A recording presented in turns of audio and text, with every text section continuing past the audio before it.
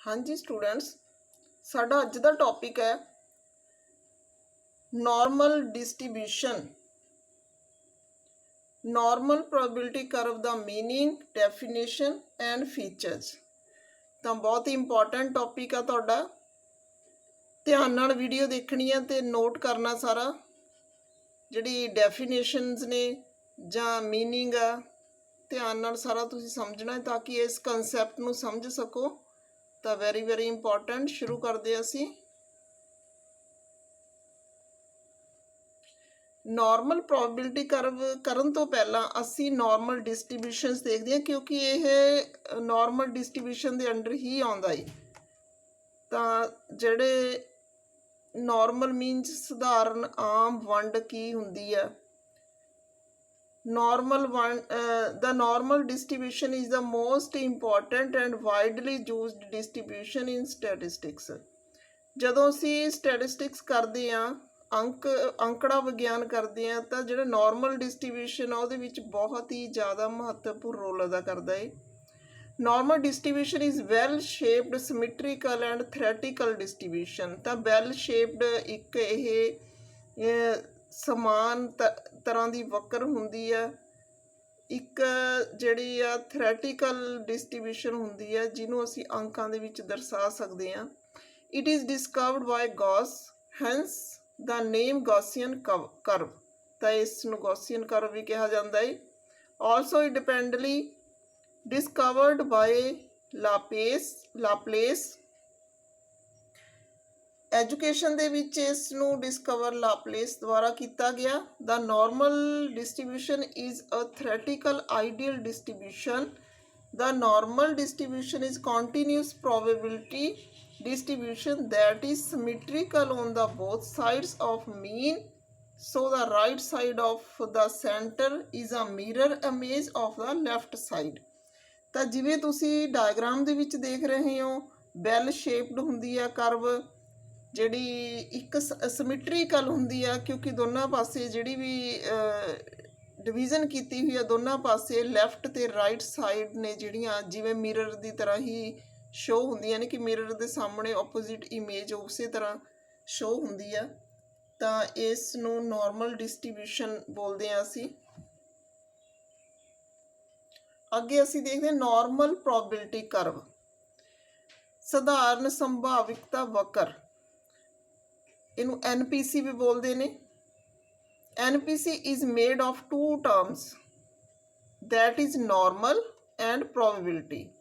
दो टर्म्स तो बनी हुई है, नॉर्मल ते probability, where normal means conforming to a type, standard or regular pattern, and probability means a tool used to study randomness। तो normal means इस तरह का कन्फर्म करना कि टाइप आ जी जो भी डाटा असी सही कर रहे हैं कैलकुलेट, उसकी टाइप की है जी वो स्टैंडर्ड आ जां रैगूलर आ। प्रोबेबिलिटी का मतलब आ कि जदों असी प्रोबेबिलिटी शब्द संभाविकता शब्द तुसीं सुनिया होगा, जदों असी रैंडमली जां असी सुते सिद्ध ही कुछ जिहड़ा डाटा उठा लैंदे आ, कोई भी चीज़ चक लैंदे आ, तो उसनूं संभावना बोलते हैं कि कुछ भी संभावना हो सकती है। ये normal probability curve is a technique for distributing the data in normal form. जिहड़ी नॉर्मल प्रोबेबिलिटी कर्व आ, ये इस तरह की तकनीक आ जिहड़ी डाटा जिहड़ा साडे कोल दिता हुंदा है उसनूं नॉर्मल फॉर्म दे विच डिस्ट्रीब्यूट करदी है। It is also known as bell-shaped curve because the figure of graph is well in shape। तो इनू बारी बारी असी गल कर रहे हैं कि वैल शेप्ड होंगी है, क्योंकि डायग्राम आ जिहड़ा फिगर आ उस दे विच इसनूं वैल शेप दिखाया जाता है। अगे डेफिनेशन है नॉर्मल प्रोबेबिलिटी कर्व की। JP गिलफोर्ड की डेफिनेशन है इत्थे। असी कहांगे कि नॉर्मल प्रोबेबिलिटी कर्व है जिहड़ी वो फ्रीकुएंसी पॉलीगन किसी भी नॉर्मल डिस्ट्रीब्यूशन की, कोई भी सिंपल जिहा सवाल आ तुहाडा उसकी फ्रीकुएंसी पॉलीगन जब तुसीं बनाओगे, जिवें असी ग्राफिकल प्रैजेंटेशनस कीतियां ने, तो ग्राफ जो बनाओगे, जो तुसीं पॉलीगन बनाओगे, उस दे विच जिहड़ी भी वक्र तुहाडी बनूगी वो प्रोबेबिलिटी कर्व हुंदी है। ਤਾਂ ਨਾਰਮਲ ਪ੍ਰੋਬੇਬਿਲਿਟੀ ਕਰਵ ਬੋਲਦੇ ਨੇ ਜਿਹਨੂੰ, ਤਾਂ ਉਹ ਵੈਲ ਸ਼ੇਪ ਦੀ ਹੀ ਹੁੰਦੀ ਹੈ ਕਿਉਂਕਿ ਵਿਚਕਾਰ ਦਾ ਡਾਟਾ ਵੱਡਾ ਹੁੰਦਾ ਤੇ ਆਲੇ ਦੁਆਲੇ ਦਾ ਡਾਟਾ ਜਿਹੜਾ ਉਹ ਛੋਟਾ ਹੁੰਦਾ ਹੈ, ਥੋੜਾ ਹੁੰਦਾ ਹੈ। ਤਾਂ ਜੇਪੀ ਗਿਲਫੋਰਡ ਕੀ ਕਹਿੰਦੇ ਨੇ ਨਾਰਮਲ ਪ੍ਰੋਬੇਬਿਲਿਟੀ ਕਰਵ ਨੂੰ? Normal probability curve is well defined, well structured mathematical curve having a distribution of 3 scores, means and SD on the curve itself is a mathematical conception। ਤਾਂ ਜੇ ਅਸੀਂ ਪੰਜਾਬੀ ਬੋਲੀਏ ਇਸ ਦੀ, ਵੈਸੇ ਲਿਖਣਾ ਪੰਜਾਬੀ ਮੀਡੀਅਮ ਵਾਲਿਆਂ ਨੇ ਵੀ ਇੰਗਲਿਸ਼ 'ਚ, ਤਾਂ ਪੰਜਾਬੀ ਜੇ ਬੋਲੀਏ ਤਾਂ ਇਹਦੀ ਕੀ ਬਣੂਗੀ? ਸਮਾਨ ਸੰਭਾਵਿਕਤਾ ਵਕਰ ਚੰਗੀ ਤਰ੍ਹਾਂ ਪਰਿਭਾਸ਼ਿਤ ਤੇ ਸੰਗਠਿਤ ਕੀਤਾ ਹੋਇਆ ਗਣਿਤਿਕ ਵਕਰ ਹੈ ਜਿਸ ਵਿੱਚ ਸਕੋਰਾਂ ਨੂੰ 3 ਹਿੱਸਿਆਂ ਵਿੱਚ ਵੰਡਿਆ ਜਾਂਦਾ ਹੈ। ਔਸਤ, ਮਾਨਕ ਵਕਰ। ਔਸਤ ਅਤੇ ਮਾਨਕ ਵਕਰ ਦੀ ਆਪਣੇ ਆਪ ਦੀ ਗਣਿਤਿਕ ਧਾਰਨਾ ਵਿੱਚੋਂ ਇੱਕ ਹਨ। ਤਾਂ ਇਸ ਤਰ੍ਹਾਂ ਨਾਲ ਅਸੀਂ ਇਸ ਨੂੰ ਡਿਫਾਈਨ ਕਰ ਸਕਦੇ ਹਾਂ ਪੰਜਾਬੀ 'ਚ। ਅੱਗੇ ਅਸੀਂ ਇਸ ਦੀਆਂ ਵਿਸ਼ੇਸ਼ਤਾਵਾਂ ਕਰਾਂਗੇ ਜਿਹਦੇ ਨਾਲ ਸਾਨੂੰ ਇਹਦੀ ਸਮਝ ਲੱਗੂਗੀ ਕਿ ਇਹ ਸੰਭਾਵਿਕਤਾ ਵਕਰ ਆ ਜਿਹੜੀ ਇਹ ਕੀ ਚੀਜ਼ ਆ। ਸਭ ਤੋਂ ਪਹਿਲੀ ਵਿਸ਼ੇਸ਼ਤਾ ਇਹਦੀ ਇਹ ਆ ਕਿ ਵੈਲ ਸ਼ੇਪਡ ਕਰਵ ਆ। ਵੈਲ ਸ਼ੇਪ ਦੀ ਕਰਵ ਹੁੰਦੀ ਆ, ਇੱਕ ਸਾਈਡ ਤੋਂ ਜਿਹੜਾ ਡਾਟਾ ਵੱਧਦਾ ਏ ਫਿਰ ਟੌਪ 'ਤੇ ਜਾ ਕੇ ਉਸ ਤੋਂ ਦੂਜੀ ਸਾਈਡ ਘਟਣਾ ਸ਼ੁਰੂ ਹੋ ਜਾਂਦਾ ਉਸੇ ਸੀਕੁਐਂਸ ਦੇ ਵਿੱਚ, ਤਾਂ ਇਸ ਨੂੰ ਵੈਲ ਸ਼ੇਪਡ ਕਿਹਾ ਜਾਂਦਾ ਏ। ਘੰਟੀ ਦੀ ਤਰ੍ਹਾਂ ਦੀ ਇਹਦੀ ਸ਼ੇਪ ਹੁੰਦੀ ਹੈ, ਇਹਨੂੰ ਕਹਿ ਸਕਦੇ ਹਾਂ ਅਸੀਂ। ਦੂਜਾ ਹੈਗਾ ਮੀਨ, ਮੀਡੀਅਨ, ਮੋਡ। ਤਿੰਨੇ ਬਰਾਬਰ ਹੁੰਦੇ ਨੇ ਇਹਦੇ 'ਚ। ਤਾਂ ਤਿੰਨੇ ਬਰਾਬਰ ਕਿਹੜੇ ਪੁਆਇੰਟ 'ਤੇ ਹੁੰਦੇ ਨੇ? ਜਿੱਥੇ ਜਿਹੜੀ ਇਹਦੀ ਟੌਪ ਦਾ, ਜਿਵੇਂ ਇੱਥੇ ਦਿਖਾਇਆ ਹੋਇਆ ਤੁਹਾਨੂੰ, ਟੌਪ ਦਾ ਜਿਹੜਾ ਇਹਦਾ ਪੁਆਇੰਟ ਆ ਉੱਥੇ ਮੀਨ, ਮੀਡੀਅਨ ਤੇ ਮੋਡ ਤਿੰਨੇ ਬਰਾਬਰ ਹੁੰਦੇ ਨੇ, ਤਾਂ ਇੱਕੋ ਹੀ ਟੌਪ ਹੁੰਦਾ ਇਹਦਾ। ਫਿਰ ਅੱਗੇ ਹੈਗਾ ਯੂਨੀਮੋਲਡ। ਯੂਨੀਮੋਲਡ ਅਸੀਂ ਇਹ ਕਹਿ ਸਕਦੇ ਹਾਂ ਕਿ ਇੱਕ ਰੂਪਤਾ ਵਾਲੀ ਵਕਰ ਹੁੰਦੀ ਆ। ਜਿਹੜੀ ਉਚਾਈ ਹੈ, ਜਿਵੇਂ ਅਸੀਂ ਇੱਥੇ ਡਾਇਗਰਾਮ ਵਿੱਚ ਤੁਸੀਂ ਦੇਖ ਰਹੇ ਹੋ, ਜਿਹੜੀ ਉਚਾਈ ਆ ਸਿਰਫ ਇੱਕ ਪੁਆਇੰਟ 'ਤੇ ਜਾ ਕੇ, ਪੀਕ 'ਤੇ ਜਾ ਕੇ ਹੋ ਰਹੀ ਹੈ, ਫਿਰ ਉਦੋਂ ਬਾਅਦ ਫਿਰ ਨੀਚੇ ਨੂੰ ਆ ਕੇ ਇਹ ਕਰਵ ਆ ਜਿਹੜੀ ਉਹ ਇੱਕ ਸਾਰਤਾ ਦਿਖਾਈ ਦਿੰਦੀ ਹੈ। ਤਾਂ ਇਸ ਤਰ੍ਹਾਂ ਨਾਲ ਇਹਨੂੰ ਯੂਨੀਮੋਲਡ ਬੋਲਦੇ ਨੇ। ਪਰਫੈਕਟਲੀ ਸਿਮੈਟ੍ਰੀਕਲੀ, ਤਾਂ ਪੂਰੀ ਤਰ੍ਹਾਂ ਨਾਲ ਸਿਮੈਟ੍ਰੀਕਲੀ ਆ ਕਿਉਂਕਿ ਇਸ ਦੀ ਸ਼ੇਪ ਆ ਜਿਹੜੀ ਲੈਫਟ ਹੈਂਡ ਸਾਈਡ ਆ ਸੇਮ ਟੂ ਸੇਮ ਜਿਹੜੀ ਆ ਉਹ ਰਾਈਟ ਹੈਂਡ ਸਾਈਡ ਹੈ। ਤਾਂ ਇਸ ਤਰ੍ਹਾਂ ਪਰਫੈਕਟਲੀ ਸਿਮੈਟ੍ਰੀਕਲ ਬੋਲਾਂਗੇ ਇਹਨੂੰ ਅਸੀਂ। ਅੱਗੇ ਹੈਗਾ ਤੁਹਾਡਾ ਅਸਿੰਪਟੋਟ। ਤਾਂ ਇਨਸਿੰਪਟੋਟਿਕ ਜਿਹੜਾ ਹੈਗਾ ਕੀ ਹੁੰਦਾ ਉਹ, ਕਿ ਇਹਦੇ ਜਿਹੜੇ ਤੁਹਾਡੇ ਹਿੱਸੇ ਨੇ ਜਿਵੇਂ ਐਰੋ 'ਚ ਦਿਖਾਈ ਦੇ ਰਿਹਾ, ਤਾਂ ਇਹ ਜੁੜਦੇ ਨਹੀਂ ਹੈਗੇ। ਐਕਸ ਐਕਸਿਸ ਨੂੰ ਇਹ ਟੱਚ ਨਹੀਂ ਕਰਦੀ, ਐਕਸ ਐਕਸਿਸ ਤੋਂ ਉੱਪਰ ਹੀ ਜਿਹੜੀ ਹੈ ਇਹ ਵਕਰ ਬਣਦੀ ਆ ਤੇ ਦੋਨਾਂ ਪਾਸੇ ਨੇ ਜਿਹੜੇ ਉਹ ਸਮਾਨ ਹੁੰਦੇ ਨੇ। -3 ਜਿਹੜੀ ਸਟੈਂਡਰਡ ਡੈਵੀਏਸ਼ਨ ਤੋਂ -3 ਤੋਂ +3 ਤੱਕ ਦੀ ਇਹਦੀ ਜਿਹੜੀ ਆ ਕਵਰੇਜ ਏਰੀਆ ਹੁੰਦਾ ਏ। ਤਾਂ ਇਹਨੂੰ ਬੋਲਦੇ ਨੇ ਕਿ ਇਹ ਜਿਹੜੀ ਆ ਉਹ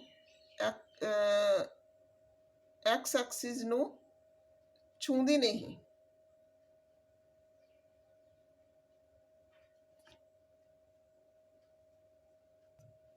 ਅੱਗੇ ਸਾਡੇ ਕੋਲ ਹੈਗੀ ਇਹਦੀ ਵਿਸ਼ੇਸ਼ਤਾ mathematical model of behavioural sciences. ਤਾਂ ਨਾਰਮਲ ਪ੍ਰੋਬੇਬਿਲਿਟੀ ਕਰਵ ਕੀ ਹੈ? ਇਹ ਮਾਪਣਯੋਗ ਜਿਹੜੇ ਪੈਮਾਨਾ ਹੈ ਉਸ ਦੇ ਵਿੱਚ ਹੀ ਮਾਪੀ ਜਾਂਦੀ ਹੈ। ਮੀਨਸ ਇਹ ਮਾਪਣਯੋਗ ਡਾਟਾ ਦੇ ਵਿੱਚ ਮਾਪੀ ਜਾਂਦੀ ਹੈ। ਤਾਂ ਇਸ ਦੀ ਇਕਾਈ ਹੈ ਜਿਹੜੀ ਉਹ SD ਨਾਲ ਮਾਪੀ ਜਾਂਦੀ ਹੈ, ਸਟੈਂਡਰਡ ਡੈਵੀਏਸ਼ਨ ਨਾਲ ਮਾਪੀ ਜਾਂਦੀ ਹੈ। ਤਾਂ ਇਸ ਨੂੰ ਅਸੀਂ ਕਹਿ ਸਕਦੇ ਹਾਂ ਕਿ ਆਮ ਡਾਟੇ ਨੂੰ ਮੈਥਮੈਟੀਕਲ ਫਾਰਮ ਦੇ ਵਿੱਚ ਲੈ ਕੇ ਆਉਣ ਲਈ ਜਿਹੜੀ NPC ਹੈ ਉਸ ਦਾ ਪ੍ਰਯੋਗ ਹੁੰਦਾ ਹੈ। ਨੈਕਸਟ ਹੈਗਾ ਨਾਰਮਲ ਕਰਵ ਇਜ਼ ਬਾਇਲੇਟਰਲ।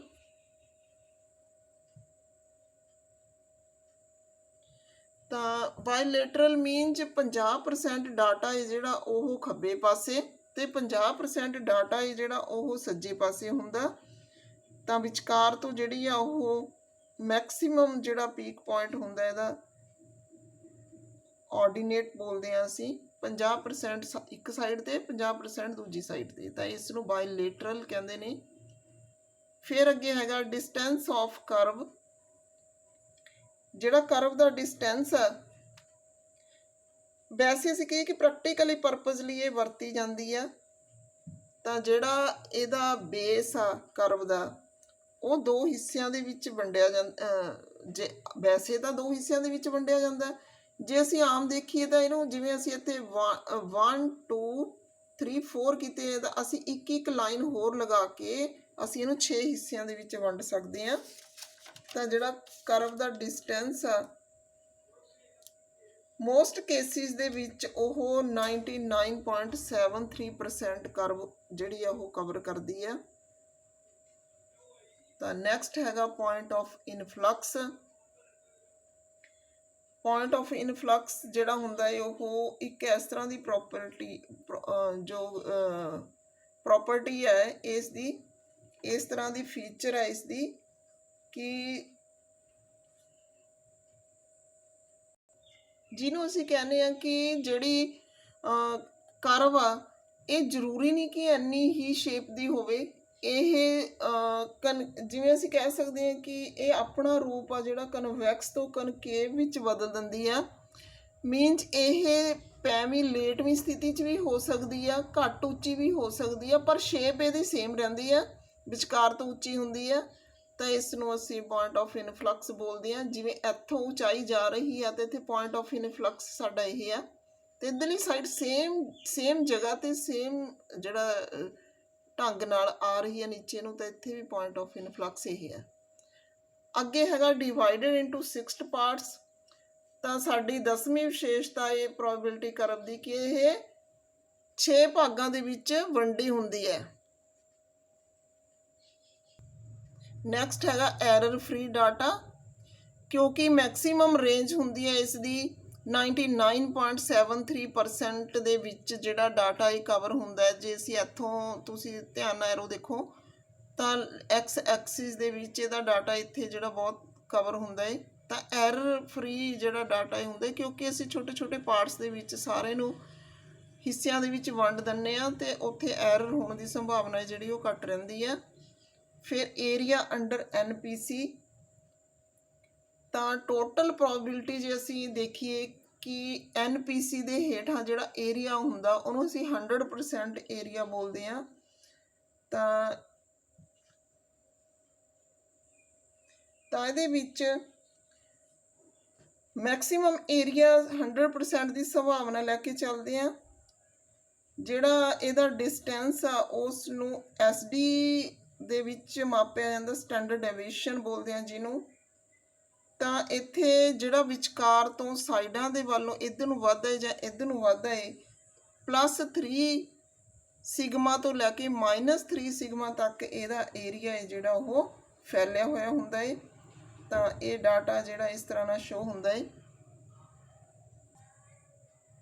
ਅੱਗੇ ਹੈਗਾ 50% ਸਕਿਊਡ ਔਨ ਬੋਥ ਸਾਈਡਸ। ਤਾਂ ਇਹ ਵੀ ਸਿੰਪਲ ਜੀ ਗੱਲ ਆ ਕਿ ਦੋਨਾਂ ਸਾਈਡਸ ਦੇ ਉੱਤੇ 50-50% ਆ ਜਿਹੜੀ ਉਹ ਨੀਚੇ ਵੱਲੋਂ ਆ ਰਹੀ ਹੁੰਦੀ ਹੈ, ਝੁਕੀ ਹੋਈ ਕਹਿ ਸਕਦੇ ਹਾਂ ਅਸੀਂ। ਤਾਂ ਸੇਮ ਸਿਮੈਟ੍ਰੀਕਲ ਆ, ਕਿਉਂਕਿ ਸੇਮ 50% ਦੂਜੀ ਸਾਈਡ ਤੇ 50% ਦੂਜੀ side, left and right side ਜਿਹੜੀ ਆ ਇਹ ਸਿਕਿਊ ਕਰਦੀ ਹੈ। ਫਿਰ ਅੱਗੇ ਹੈਗਾ the maximum ordinate occurs of the centre. ਤਾਂ ਅਸੀਂ ਕਹਿ ਸਕਦੇ ਹਾਂ ਕਿ ਵੱਧ ਤੋਂ ਵੱਧ ਜਿਹੜਾ ਡਾਟਾ ਹੈ ਉਹ ਵਿਚਕਾਰ ਲਾਈ ਕਰਦਾ ਹੈ। The maximum height of the ordinate always occur at the central point of the curve.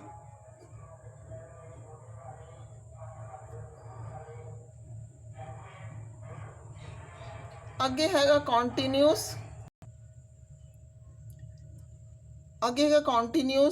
ਤਾਂ ਇਸ ਦੀ ਇੱਕ ਵਿਸ਼ੇਸ਼ਤਾ ਕਿ ਇਹਦਾ ਡਾਟਾ ਹੈ ਜਿਹੜਾ ਲਗਾਤਾਰ ਜਿਹੜਾ ਇਹ ਚੱਲਦਾ ਹੈ।